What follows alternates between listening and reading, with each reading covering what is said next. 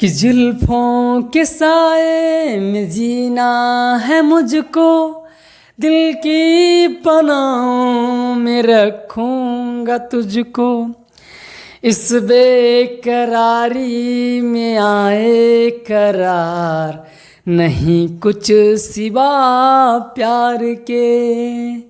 जवाने के देखे हैं रंग हजार, नहीं कुछ सिवा प्यार के। दोस्तों, तो आज मैं आप लोग को रीजनिंग में बहुत ही इंपॉर्टेंट टॉपिक पढ़ाने वाला हूँ, रैंकिंग, जो आप नहीं जान पाते हैं और आपका दिमाग खुल जाता है।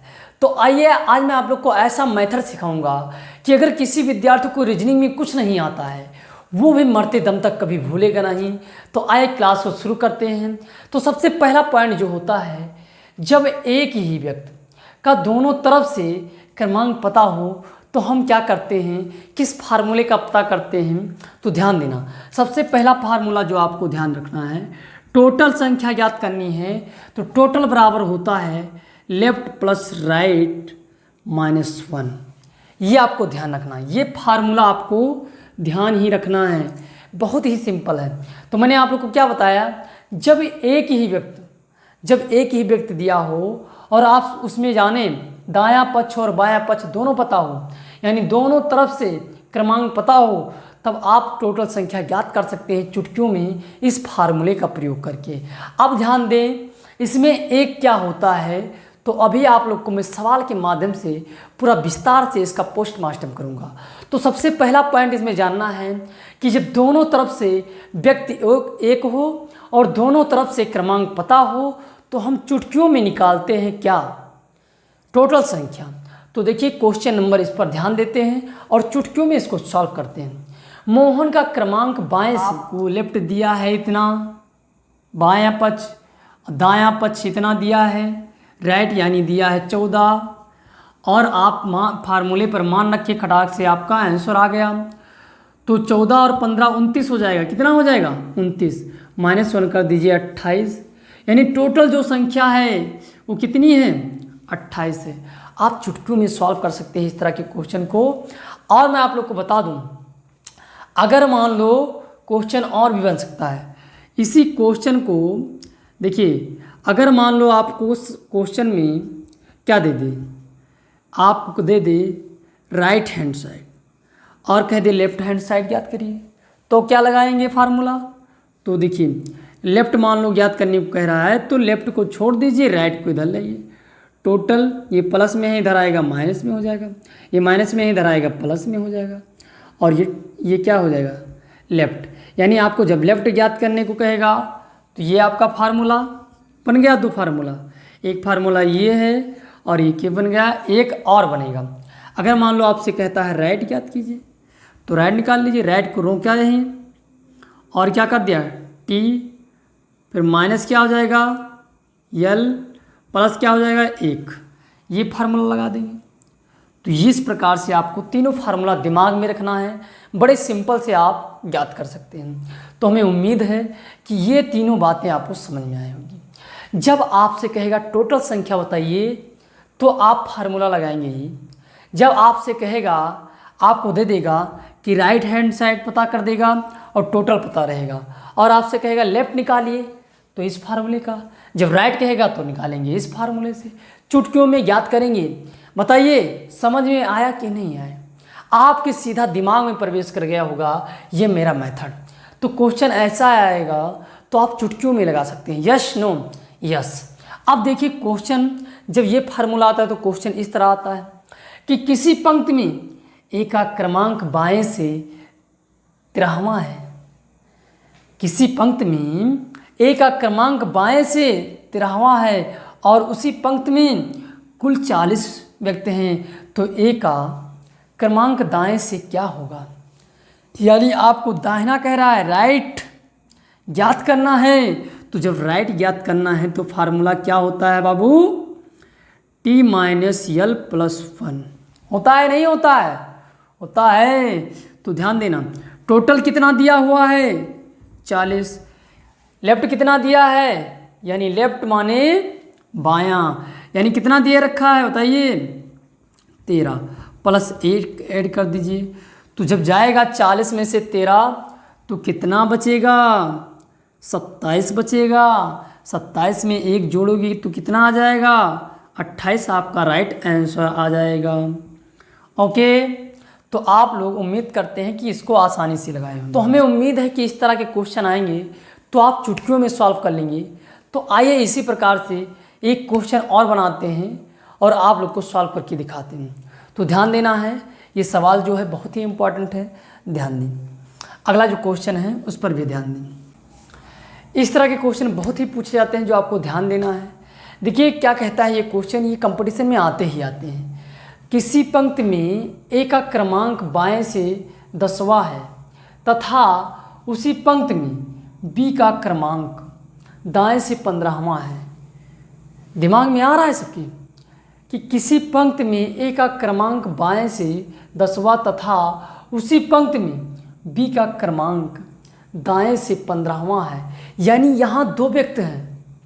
आगे अगर आपको ऐसे दे देता तो आपका दिमाग चकरा जाता है कि सर इसमें फटाक से आपने क्या लगाया, टोटल बराबर लेफ्ट प्लस राइट -1। आंसर गलत हो गया। आपने तुरंत लगा दिया। क्या है? 10 और 15। 10 और 15 को जोड़िए यानी हो जाएगा कितना? 25। 25 में से 1 घटा दूँ तो आ जाएगा 24। आप आंसर ले आएंगे, ये गलत हो जाएगा। क्या हो जाएगा? गलत हो जाएगा। तो इस तरह से ये देखिए, ये जो सवाल है, किसी पंक्ति में ए का क्रमांक बाएं से 10वां तथा उसी पंक्ति में बी का क्रमांक दाएं से 15वां है और उन दोनों के मध्य 5 व्यक्ति हैं। उन दोनों के मध्य कितने हैं? 5 व्यक्ति हैं। तो कुल व्यक्तियों की संख्या ज्ञात कीजिए। अब आप समझिए, दाएं से क्या कह रहा है? दाहिने से, तो दाहिने से कितना है, बाएं से कितना है, नोट करो। ये बावां है तो बाएं से है कितना? 10। दाहिने से कितना है? 15 व्यक्ति हैं। अब हम ये दोनों अलग अलग व्यक्ति हैं, एक कोई नहीं, ये ए है, ये आपका बी है। तो आपको पता नहीं कि इसके बीच में कितने लोग हों, पता है? कैसे निकाल पाएंगे? तो जब तक आपको नहीं देगा तो आप निकालने में थोड़ा कठिनाई आएगी। अब देखिए यहाँ पता है 5, कितने व्यक्ति हैं बीच में? 5। तो इस तरह से आसानी से लगा सकते हैं। अब फार्मूला देखिए, इसका जो फार्मूला है टोटल बराबर लेफ्ट प्लस राइट प्लस यम। इसके 2 आंसर आते हैं, 2 फार्मूला। एक ये होता है अधिकतम और एक ये होता है न्यूनतम। लेफ्ट प्लस राइट माइनस यम प्लस 2, ये आपको दिमाग में नोट रखना है। तो ध्यान दें, अब हम पहले वाले फार्मूले पर मान निकालते हैं। तो पहले वाला फार्मूला क्या है? यानी 10 और आपका 15, तो टोटल हो गए 25। कितने होंगे? 25। और 25 और 5 30। आपका ये आंसर आ जाएगा। दूसरा क्या है? तो यानी ये आपका हो गया 10 और ये आपका हो गया 15। कितना हो गया? 15। ये आपका क्या है? ये बायां है, यानी बायां है तो लेफ्ट हो गया, दाहिना है तो राइट हो गया। तो 10 आपका है क्या? लेफ्ट। राइट क्या है? 15। अब माइनस लगा दो। यम कितना है? तो यम बराबर यानी मध्य, तो ये है 5 प्लस 2, यानी टोटल आ गया आपका 25 माइनस ये कितना हो गया? 7। यानी आप घटाएंगे तो कितना आ जाएगा? 18 बचेगा। कितना बचेगा? 18। अब आप सर कहेंगे कि सर ये 30 या 18 ये कुछ समझ में नहीं आ रहा। तो ये फार्मूला है। अब मैं आप लोग को सिद्ध करके दिखाता हूँ कि ये कैसे होगा, इसका 2 आंसर कैसे आएगा। तो आपको दिमाग में नोट रखना है, कभी अधिकतम पूछेगा तो कभी न्यूनतम पूछेगा, ये भी ध्यान रखना है। इसको इस तरह के क्वेश्चन को 2 प्रकार से लगा सकते हैं। ये रीजनिंग का सवाल है। अब आप लोग को मैं सिद्ध करके दिखाता हूँ बड़े ही आसानी तरीके से। तो ध्यान दें ये कैसे हो जाता है। 30, तो हम पहले 30 आपको ज्ञात करके दिखाते हैं। 1 2 3 4 5 6 7 8 9 10 11 12 13 14 15 16 17 18 19 20 21 22 23 24 25 26 27 28 29 30। तो देखिए ये लेफ्ट से, यानी यहाँ से कितना कह रहा है? 10। 1 2 1 2 3 4 5 6 7 8 9 10। ये आपका हो गया 10, यानी ये आपका दाहिने से हो गया 10। अब इधर चलेंगे बाएं से, 1 2 3 4 5 6 7 8 9 10 11 12 13 14 15। ये आपका हो गया बी 15। तो ये हो गया लेफ्ट से 10, ये हो गया 15, राइट से 15। आप देखिए इसके बीच में टोटल कितने आ रहे हैं, 5 हो गया।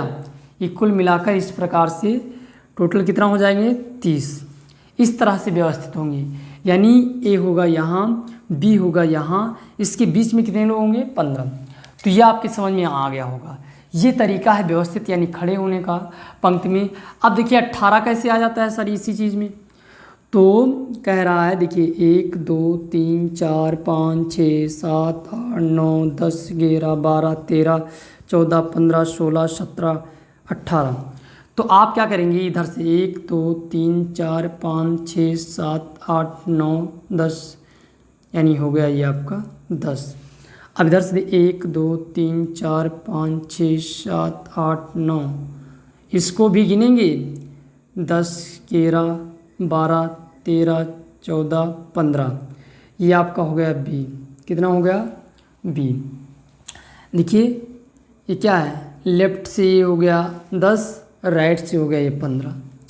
अब इसके बीच में देखिए आ गया 5, आया कि नहीं आया, तो ये हो गया, इस प्रकार से प्रूफ हो गया।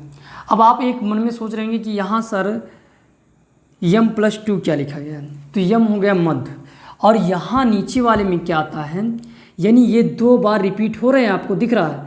एक बार आपने इधर भी पढ़ा और एक बार आपने इधर भी पढ़ा, तो जब 2 बार रिपीट हो रहे हैं तो इसीलिए हम इसमें 2 बार 2 ऐड करके आसानी से हल कर लेते हैं, क्योंकि हमें 2 तो स्थान लेना नहीं, उसी व्यक्ति का 2 स्थान लेना नहीं, तो इसीलिए यहाँ 7 हम घटा देते हैं, आसानी से आ जाता है, इसीलिए यहाँ 2 लिखा गया है। ओके, फिर मिलते हैं नए वीडियो में, तब तक के लिए धन्यवाद। ये जो सवाल था बहुत ही इम्पोर्टेंट था, आपको जानना चाहिए, वीडियो को शेयर करना चाहिए। फिर मिलते हैं नए वीडियो में, तब तक के लिए धन्यवाद। जय हिंद।